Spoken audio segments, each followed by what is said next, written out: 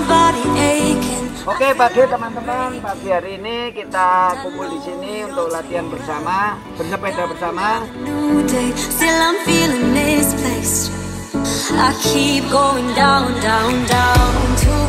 Untuk berpeloton ada sedikit aturan, jangan free wheel karena membahayakan yang belakang. Juga nanti berpeloton mungkin akan 2 lajur, kiri dan kanan. Yang kiri kalau keluar ke sebelah kiri, yang kanan kalau keluar sebelah kanan untuk mundur ke belakang.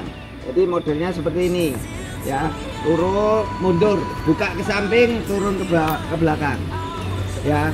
Hati-hati, juga kasih tanda. Kalau Anda di sebelah kiri kasih tanda pakai tangan kanan, ini terus keluar. Kalau Anda di sebelah kanan, Anda pakai tangan kiri, kasih tanda terus keluar ya.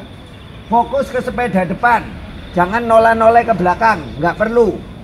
Anda lihat sepeda depan Anda, karena yang membuat Anda jatuh adalah sepeda di depan Anda, bukan di belakang Anda. Jangan sampai membentur sepeda yang depan ya. Oke, sebelum berangkat mari kita berdoa menurut keyakinan masing-masing. Berdoa mulai.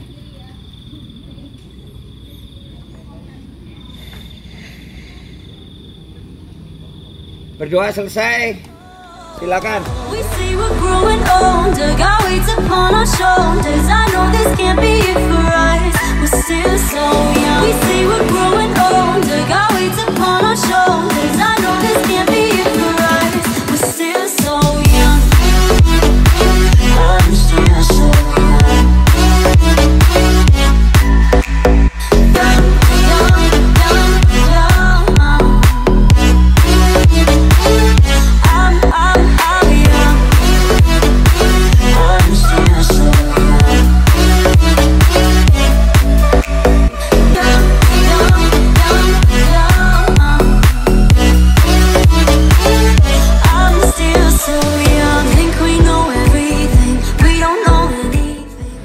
Halo semuanya, kembali lagi bersama gue di Mesflix Channel. Jadi gue mau mengajarkan sedikit mengenai peloton. Peloton itu adalah barisan ya, barisan bersepeda. Jadi sekarang gue lagi posisi menarik peloton. Gue atau di belakang ada beberapa orang. Jadi apa aja sih yang perlu diperhatiin kalau peloton? Nah, gue mau edukasi teman-teman bagaimana cara berpeloton yang benar ya. Jadi hal pertama yang harus diperhatiin saat kita berbaris atau berpeloton adalah jarak antara sepeda dengan sepeda. Nah, jarak antara sepeda dengan sepeda itu kurang lebih 1 meter. Jadi kalau misalnya lebih dekat lebih baik, lebih jauh lebih capek. Nah, yang bagian gua kayak gini, gua kan narik nih. Gue yang paling capek, soalnya gue harus nahan angin gitu. Jadi di belakang lebih ringan, di belakang lagi lebih ringan. Kalau yang gue pernah baca, di belakang gue itu bisa mengurangi sampai 20% dari tekanan angin dari depan. Belakangnya lagi bisa sampai 30% dan seterusnya. Jadi semakin belakang semakin enteng. Terus hal kedua yang harus diperhatiin adalah saat kita bersepeda peloton, karena ini kita ada di Mozia ya. Jadi di Mozia itu kita ada peraturan, kita nggak boleh free wheel. Jadi kaki harus terus berputar terus, nggak boleh sampai berhenti. Nah, kenapa kayak gitu? Karena kalau kita misalnya berhenti, otomatis orang belakang akan ketakutan. Karena dikiranya kita mau stop, atau ya dikiranya kita kecapean. Kalau kecapean otomatis nggak bisa mengontrol sepedanya kan. Nah, jadi kedua tadi adalah jangan free wheel atau kaki harus terus berputar. Ketiga yang harus kita perhatiin saat berpeloton, kita harus terus menghadap ke depan. Jadi jangan menoleh ke belakang. Karena yang bikin bahaya tuh bukan orang belakang ya. Yang bikin bahaya tuh di depan kita. Jadi pastiin kalau kita berpeloton jangan pernah menoleh ke belakang. Keempat yang paling penting juga adalah saat kita berpeloton adalah mengenakan semua pakaian, semua ornamen keselamatan yang lengkap. Contohnya, gue pakai helm, ya. Helm nomor 1 paling penting di peloton. Karena kalau lu jatuh, apalagi kayak gue pernah jatuh konyol, habis dah lu pokoknya. Nah, hand glove juga penting supaya tangan kita nggak sakit. Nah, kalau gue sendiri, gue pakai jersey yang ketat banget ya, kayak sedikit mahal sebenarnya. Cuman ya ini yang harus seperti ini supaya kita bisa aero. Oke, kembali lagi bersama gua. Tadi belokan juga kita harus hati-hati ya. Jangan sampai speed kita turun atau speed kita naik. Peraturan kelima adalah kecepatan kita harus stabil. Jadi sekarang ini gua udah briefing bahwa gua akan bersepeda dengan speed 30-35. Jadi semuanya akan mengikuti dan semuanya harus stabil. Nah, peraturan ke-6 adalah saat kita berpeloton, kita harus memberi hand sinyal atau suatu pertanda. Kalau misalkan ada yang nyebrang, kita harus kasih tahu. Nah, itu slowing down ya, atau kita tangannya seperti ini, artinya berhenti. Menggenggam seperti ini artinya berikutnya juga kalau misalnya kita capek, kayak gue nih sekarang, gue udah mulai capek nih, ya. Nah, gue akan memberi orang belakang gue untuk menjadi penarik berikutnya. Kita kasih tau yuk, kayak gimana. Yuk, bentar ya.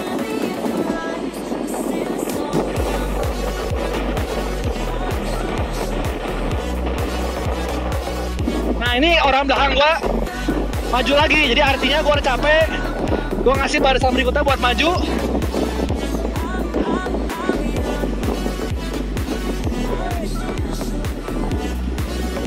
Nah, gue akan menunggu barisan paling akhir sehingga gue nggak mau mengganggu peloton, dan itu adalah peraturan berikutnya. Jadi jangan pernah memotong peloton karena itu sangat berbahaya guys. Ini udah posisi paling belakang, jadi gue akan coba untuk menempel ke bagian depan. Yang tadi gue ajarin, rules nomor 1 adalah jarak. Jadi gue pastikan bahwa jarak gue dengan sepeda depan itu kurang lebih 1 meter, kayak gini ya.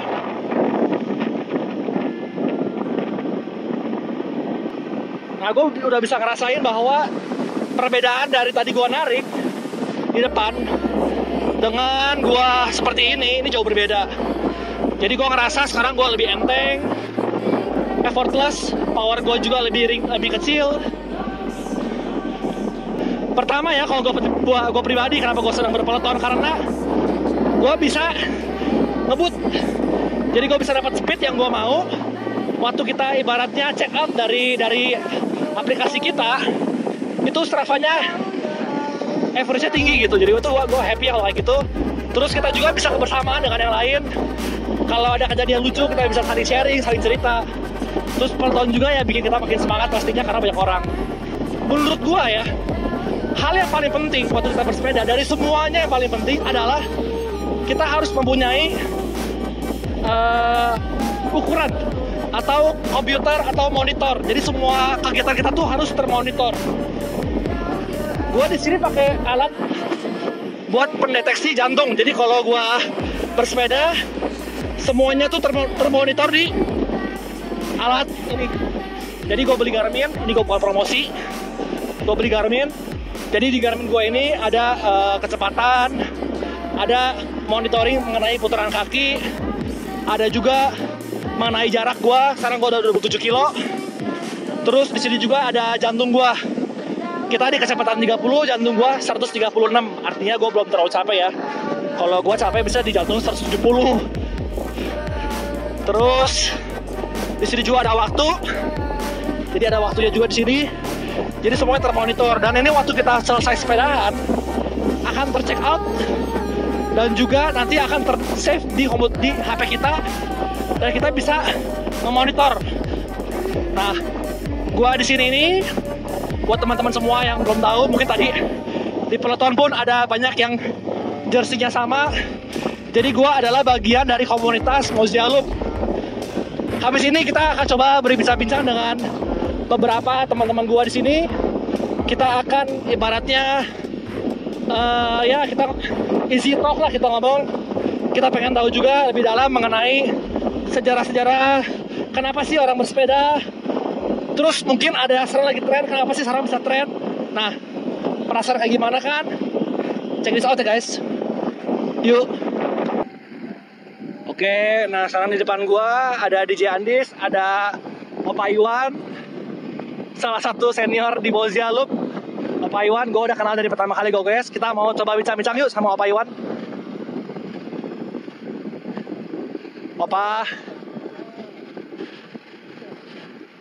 Opa, sorry ganggu Opa. Kita mau bincang-bincang nih Opa mengenai aktivitas di Mozia Loop Opa. Boleh nggak Opa, pengen tahu Opa dulu awal-awal goes dari kapan sih Opa? Ya, saya sih dari 2015. 2015 Opa. Mungkin di Mozia sendiri juga awal-awal itu baru jadi. Oh gitu. Biasanya kita goesnya di spring sama cuman lama-lama mungkin dirasakan di sini lebih enak. Yang satu jalannya halus, kedua juga hampir tidak ada persimpangan. Ya, jadi aman lah goes sama udara begitu segar lah. Iya. Sekarang kalau kita dapat di kota mana itu? Oh gitu. Ya. Berarti Opa tuh adalah salah satu senior di Mozia Loop. Jadi founder juga kali Opa ya? Oh, bukan. Kita malu nih dapat itu lah. Opa tuh humble banget ya guys. Jadi Opa tuh sebetulnya salah satu dari founder di Mozia Loop. Jadi kita semua kalau yang pernah goes di sini harus bersyukur kita kenal sama Opa. Kalau nggak ada Opa, nggak ada yang goes di sini. Kenapa sih Opa sepedahan? Kenapa gitu Opa? Ya memang sebetulnya hobi, cuman kan belum sempet lah. Jadi sebetulnya yang mudah-mudahan itu sempurna. Iya, masuk usia produktif, mereka udah bisa olahraga. Oh gitu Opa. Ya kita nggak sempet. Gitu. Opa tuh luar biasa ya. Gua jujur gue pernah dengar cerita Opa. Opa tuh hard worker guy banget. Kerjanya luar biasa. Belum pensiun tapi Opa ya? Belum pensiun kan ya? Pensiun, ya pensiun. Udah pensiun. Jadi sekarang Opa menikmati hidup dengan bersepeda Opa ya? Iya. Luar biasa ya. Gua sih jujur kata gua terinspirasi banyak dari Opa. Opa juga adalah salah satu ibaratnya senior kita yang ngasih wajang terus selama kita di Mozia Loop. Setiap kita ada mau kemana-mana, nah Opa lah yang selalu memberi suatu advice yang paling bijaksana lah kalau bisa dibilang gitu. Opa ada yang mau disampaikan nggak Opa kira-kira buat teman-teman semua yang bersepeda atau gimana? Ya yang penting sepeda aman, ya sepeda aman, tapi hidup yang sehat. Yang jangan membanding-bandingkan mengenai kelas seseorang, semua satu hobi sepeda sehat. Gitu. Siap Opa, thank you banget ya Opa udah ada interview di sepeda. Nanti mudah-mudahan kita di Konji kita ngobrol-ngobrol lagi Opa ya. Siap, thank you Opa. Nah, ini juga di sebelah gua ada salah satu DJ yang beken yang terkenal, DJ Kak Andis ya. Kak Andis apa kabar? Kak Andis, ini sorry nih, lagi sepedahan jadi ganggu. Mau apa dikit-dikit interview boleh? Boleh ya. Kak Andis ini baru sepedahan atau udah lama? Baru ya? Masih newbie. Tapi Ruby udah tadi speed 30 udah ngikutin, berarti udah berapa lama nih kira-kira nih? Oh gitu. Biasanya gue di mana? Bintaro Loop. Oke. Nah, dari Mozia Loop sama Bintaro Loop lebih senang yang mana kira-kira?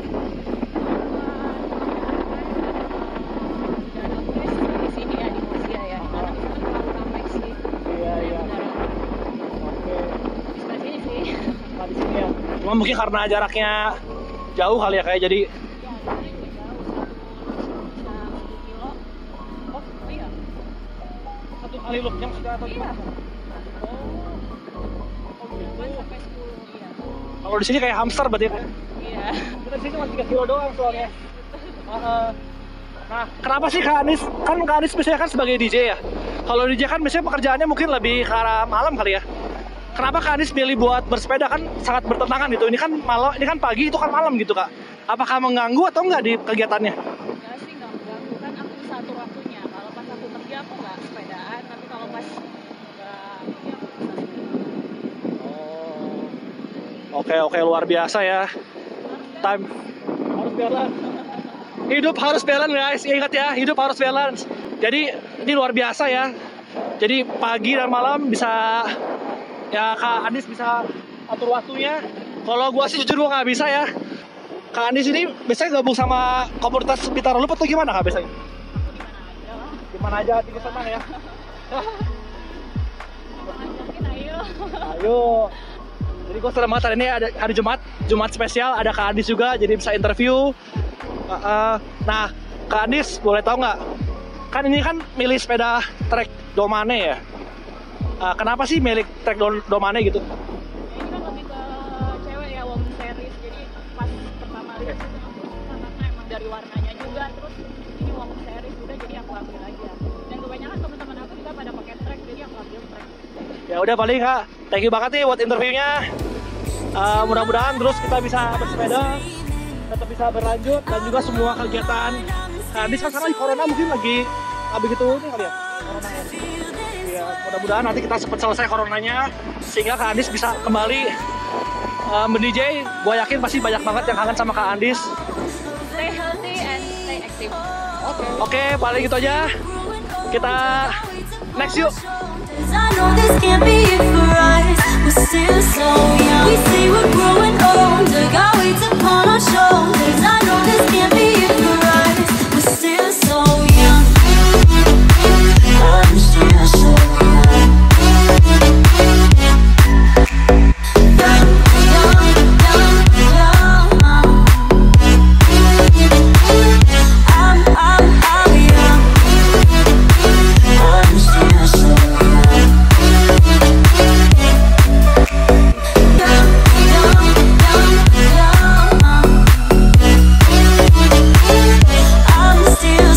Sekarang kita lagi ada di Hongji Coffee sejak 1943. Nah ini yang luar biasa ya. Hongji ini berbeda sama Hongji yang lain karena di bawahnya ada komunitas kita. Teman-teman masih penasaran kan? Kayak gimana? Kita coba lihat yuk. Kayak gimana dalamnya? Caught in an action, I can't rewind.